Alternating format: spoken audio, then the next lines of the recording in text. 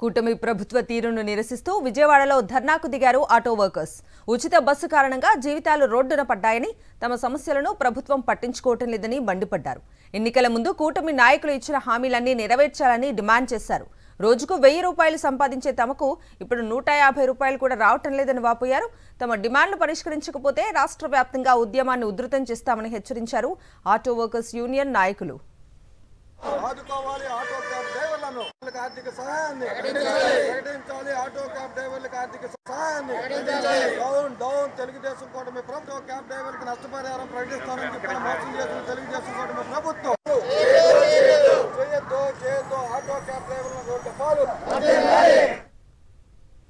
ఇదే అంశానికి సంబంధించి మరింత సమాచారం మా ప్రతినిధి సురేంద్ర అందిస్తారు.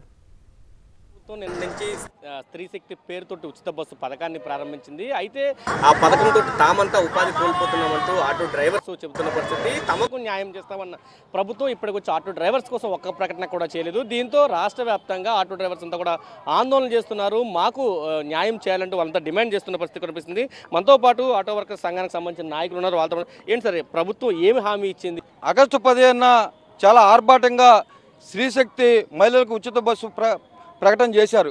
సంతోషం, ఆహ్వానిస్తున్నాం. కానీ అదే సందర్భంలో చంద్రబాబు నాయుడు గారు చెప్పిన మాట ఏంటి?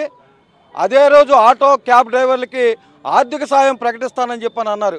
కనీసం ఎక్కడా కూడా ఊసి ఎత్తల. ప్రతి ఒక్క ఆటో కార్మికుడికి 25,000 రూపాయల నష్టపరిహారం ప్రకటించాలని చెప్పి ఈ సందర్భంగా కోరుతున్నాం. ఇవాళ మేము కానీ 4-5 స్టాండ్లు కానీ పరిశీలన చేస్తే 100-150 రూపాయలు కూడా మాకు రాలేదని చెప్పని అన్నారు.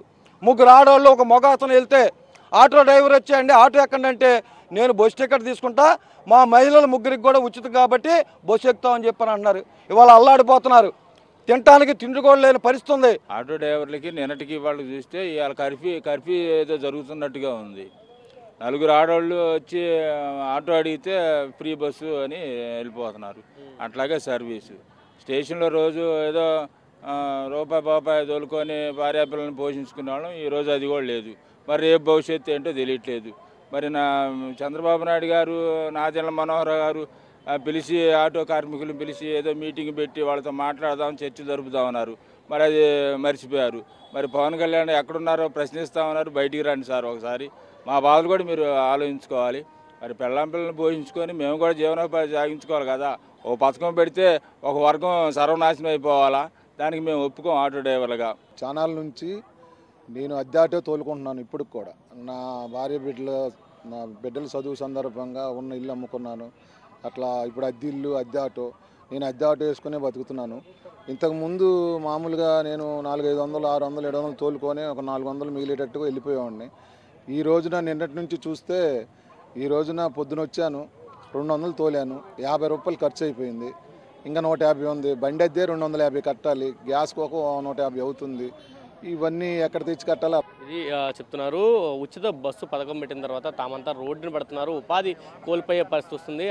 చాలా ఆటోలు ఉన్నాయి. ఆటోలకి ఈఎంఐలు కట్టాల్సిన పరిస్థితి. రోజు 1000 రూపాయలు సర్వీస్ చేస్తే ప్రస్తుతం 150, 200 కూడా చేసే పరిస్థితి లేదు. ఖచ్చితంగా ప్రభుత్వం ఆదుకోకపోతే తమ కుటుంబాలతో సహా రోడ్డు పడాల్సి వస్తుంది.